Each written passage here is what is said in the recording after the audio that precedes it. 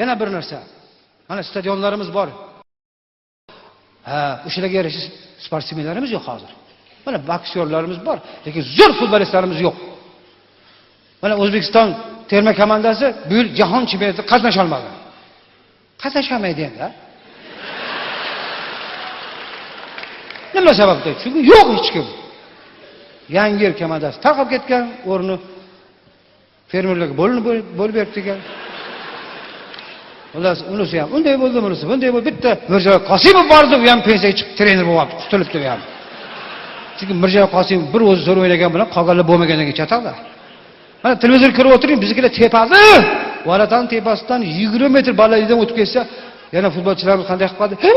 Deb qoldi. Deb qo'yadi. Xuddi sal qolganda edi gol bo'lishiga. Oho, u yoniga ham bormadi, yaqinlashmadi-yu. Ustiga yana bitta varata qo'ysang ham uni tepasidan o'tib ketadi. Yana orqasiga qarab qoladi. Ketib ketadi der.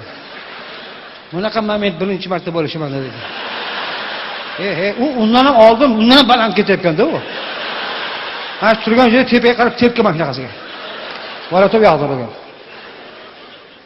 Bunaqa futbolistlar bizga kerak emas. Zo'r o'ynagan paytlari ko'p bo'lyapti. Ayniqsa katta-katta mamlakatlarni terma komandasi kelib qolsa O'zbekistonga, sborniy komandalar, zo'r komandalar hammasini ko'z tegmasin, enasini ko'rsatib chiqarib yuboryapti. Enasini ko'rsatib chiqarib yuboryapti.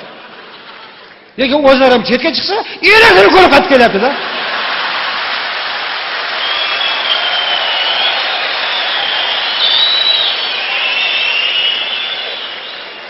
Endi hisobni qarang, 6-1, 5-0, 4-0 da pastga tushmaydi. 7-2 manshada xokkeyni shotda yurishadi.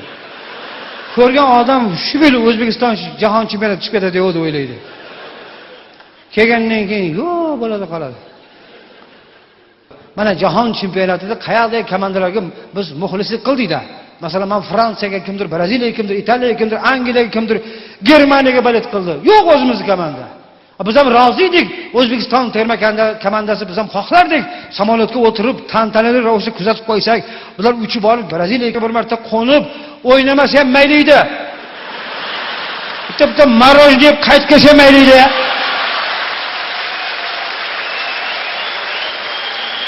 Shu tomosha qilib qaytib kelsa mayli edi.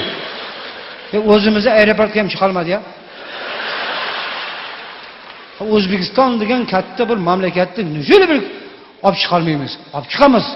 Faqat onaxonlardan iltimos. Shunaqa futbolistlar tug'ilishi kerak.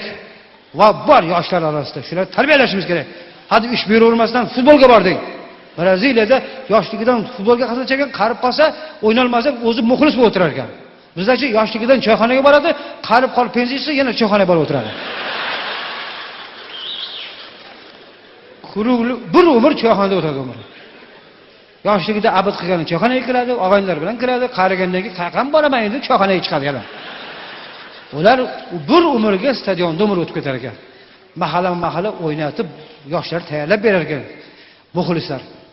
O'shuning uchun aytyapman, onaxonlar, singillar, keyingi tug'iladigan chaqalar hammasi Zidanga o'xshagan kalla qo'yadigandan bo'lsin. Ronaldinhoga o'xshab yuguradigandan bo'lsin. Va O'zbekiston jahon chempioni bo'lib degan gap butun hamma yoqqa shov-shuv bo'lsin. Eng qimmatbaho o'yinchilar qayerda desa, Braziliyada emas, O'zbekistonda degan gap kerak bizga.